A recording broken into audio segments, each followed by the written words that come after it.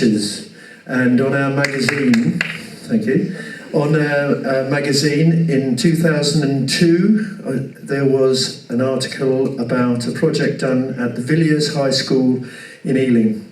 And one of the poems that emerged from this project is a poem you're going to hear now.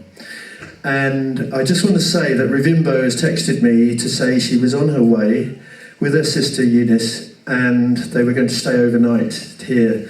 But they broke down on the motorway and they ended up having to be towed back home. In her words, she's gutted, but wishes everybody well. She was a 14-year-old back in 2002, so you can do the maths. She's a young woman who's achieved very much, a woman who came here as a migrant, as a refugee, and she's now, as I say, a very accomplished person in her own right and has achieved much. So I'm going to leave you to Annee now to read the poem.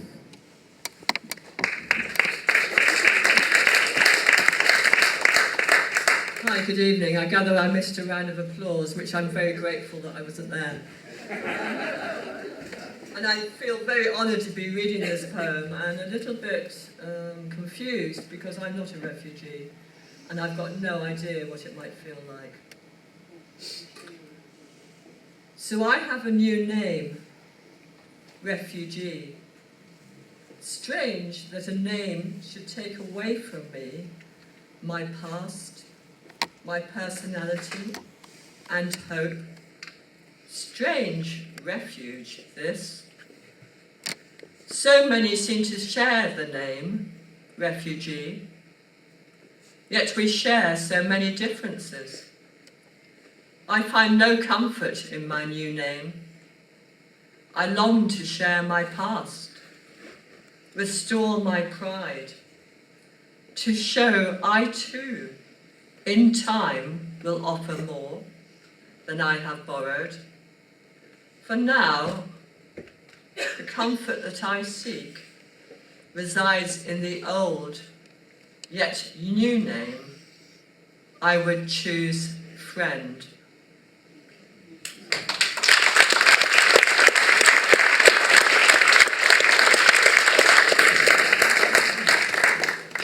Thank you, Annee. Annee will now be joined by Campbell to do a bit of a poetic duet. I hope the slideshow's ready, Andy.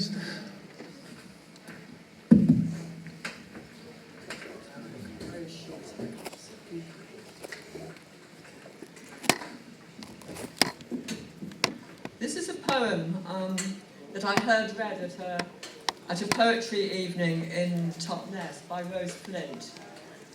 I ask all the animals to open their mouths, to howl this prayer for peace. I ask all the birds to lift their wings to the wind and sing this prayer for peace.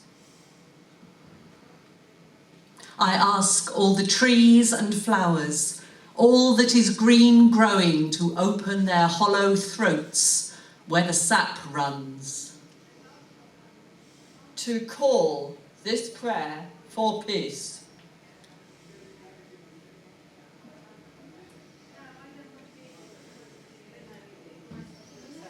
I ask the rocks to dream this prayer for peace.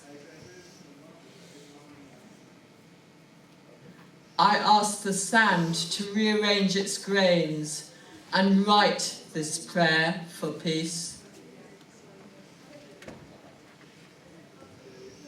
I ask the ocean wave to shout this prayer for peace.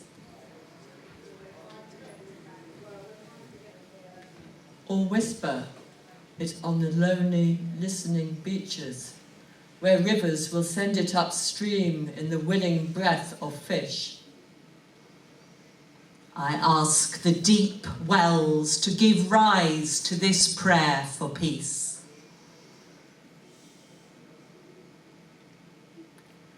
I ask the holy hills to toll this prayer for peace.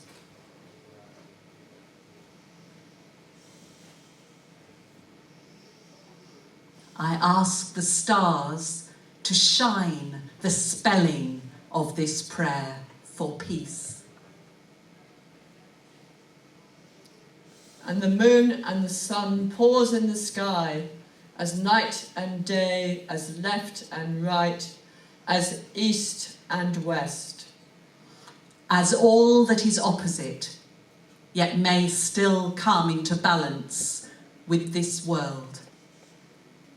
And in time, I ask for every candle flame to ignite this prayer for peace.